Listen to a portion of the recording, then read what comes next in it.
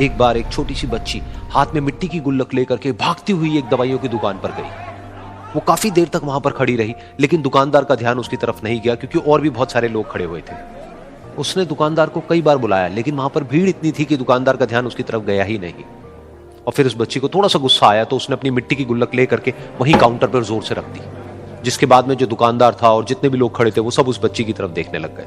और फिर उस दुकानदार ने उस बच्ची से पूछा, बेटे आपको क्या चाहिए?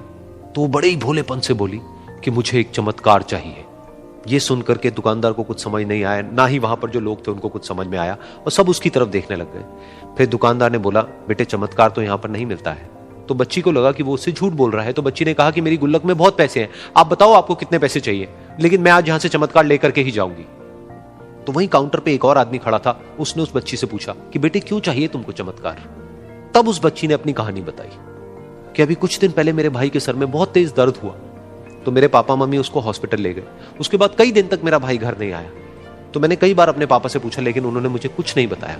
उन्होंने बार बार यही कहा कि वो आ जाएगा, वो कल आ जाएगा, वो कल आ जाएगा, लेकिन वो आ ही नहीं रहा था। तो मैंने देखा कि मम्मी रो रही है, और पापा मम्मी को कह रहे थे कि उसकी दवाइयों के लिए और उसके इलाज के लिए जितने पैसे चाहिए उतने मेरे पास में नहीं है, अब उसको कोई चमत्कार ही बचा सकता है। तब मुझे लगा कि अगर मेरे पापा के पास में इतने पैसे नहीं भी हैं तो क्या हुआ, मेरे पास में तो है। तो मैंने जितने भी पैसे जोड़ रखे हैं वो सारे लेकर के मैं इस दवाई की दुकान पर आई। फिर उस आदमी ने उस बच्ची से पूछा, कितने पैसे हैं तुम्हारे पास में? ये सुनते ही उस बच्ची ने अपनी गुल्लक उठाई, जमीन पर फेंकी और तोड़ दी, और पैसे गिनने लग गई। बाकी सब लोग खड़े होकर के उसको देख रहे थे। थोड़ी देर बाद उसने सारे पैसे अपने हाथ में इकट्ठे किए और बोली, मेरे पास में पूरे 19 रुपए हैं। वो जो आदमी वहां पर खड़ा था वो थोड़ा सा मुस्कुराया और बोला कि अरे तुम्हारे पास में तो पूरे पैसे हैं, इतने का ही तो आता है चमत्कार। ये सुनकर के वो बच्ची बहुत खुश हो गई और बोली कि चलो मैं आपको अपने पापा से मिलवाती हूँ। बाद में पता लगा कि वो आदमी कोई आम आदमी नहीं था, बल्कि एक बहुत बड़ा न्यूरोसर्जन था, और उसने सिर्फ 19 रुपए में उसके भाई की सर्जरी करी, और कुछ ही दिन बाद वो ठीक होकर के घर वापस आ गया। फिर कुछ दिन बाद वो बच्ची, उसका भाई, उसके पापा, उसकी मम्मी, चारों एक साथ बैठे हुए थे और बात कर रहे थे। तो उसकी मम्मी ने उसके पापा से पूछा कि अब तो बता दो ये चमत्कार आपने किया कैसे? तो उन्होंने अपनी बेटी की तरफ देखा और बोले, ये चमत्कार मैंने नहीं, इसने किया है।